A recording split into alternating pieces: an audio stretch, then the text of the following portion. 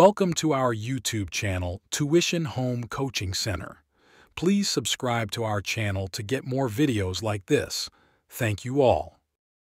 আসসালামু আলাইকুম প্রিয় শিক্ষার্থীরা, তোমরা সকলে কেমন আছো? আশা করছি সকলেই খুব ভালো আছো। আজ আমরা দেখব সপ্তম শ্রেণীর ডিজিটাল প্রযুক্তি বইয়ের পৃষ্ঠা 63-64 এর সমাধান।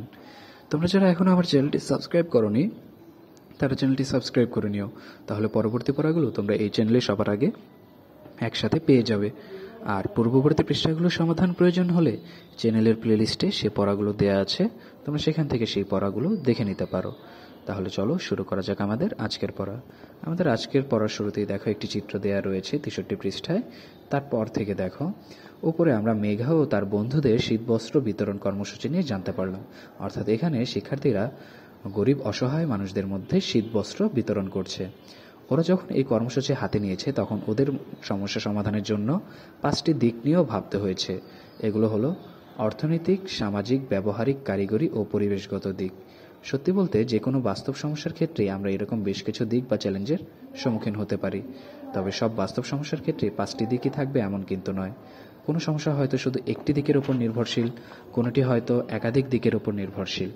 তবে আমরা এখন থেকে যে কোনো সমস্যা নিয়ে কাজ করার সময়ে সেটি এই 5টি দিকের উপর নির্ভরশীল কি না সেটি যাচাই করে নেব, তাহলে সমাধান করতেও সুবিধা হবে। এবারে একটি কাজ করি, নতুন একটি সমস্যা নিয়ে ভাবি। ধরি নতুন একটি অপরিচিত জায়গায় আমরা ঘুরতে যাব।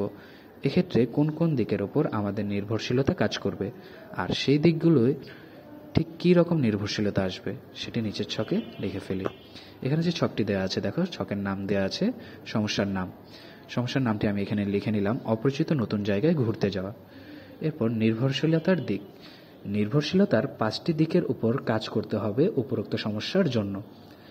এরপর অর্থনৈতিক, অপরিচিত নতুন জায়গায় ঘুরতে যাওয়া অবশ্যই অর্থনৈতিক দিকটি চিন্তা করতে হবে, কারণ অপরিচিত জায়গায় কত অর্থ খরচ হবে তা আমরা জানি না। এরপর সামাজিক, অপরিচিত নতুন জায়গায় ঘুরতে যাওয়ার জন্য সামাজিক নির্ভরশীলতা আছে। যেই জায়গায় যাওয়া হবে সেখানে সমাজের মানুষের সমস্যা হবে কিনা তা জানতে হবে।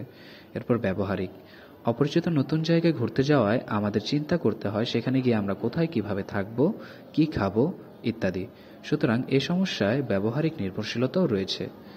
এরপর কারিগরি, অপরিচিত নতুন জায়গায় ঘুরতে যাওয়ার পর কোথায় যাচ্ছি, কি কি দর্শনীয় স্থান দেখছি তা আমরা ছোট ডায়েরিতে লিখে রাখবো, যাতে পরে বুঝতে পারি কি কি দেখা বাকি আছে। এরপর পরিবেশগত, অপরিচিত নতুন জায়গায় ঘুরতে গেলে আবহাওয়া তথা পরিবেশের কথাও মাথায় রাখতে হবে।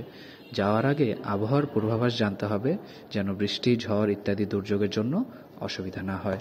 তাহলে শিক্ষার্থীরা আমরা দেখে নিলাম তোমাদের ডিজিটাল বইয়ের পৃষ্ঠা 63-64 এর সমাধান। পড়াটি যদি ভালো লেগে থাকে তাহলে চ্যানেলটি সাবস্ক্রাইব করে দিও। আর সাবস্ক্রাইব করলে পরবর্তী পড়াগুলো যখন আপলোড করব তখন তোমাদের সামনে সবার আগে চলে যাবে। তাহলে শিক্ষার্থীরা আজকের পড়াটি আমাদের এইটুকুই। ধন্যবাদ সকলকে।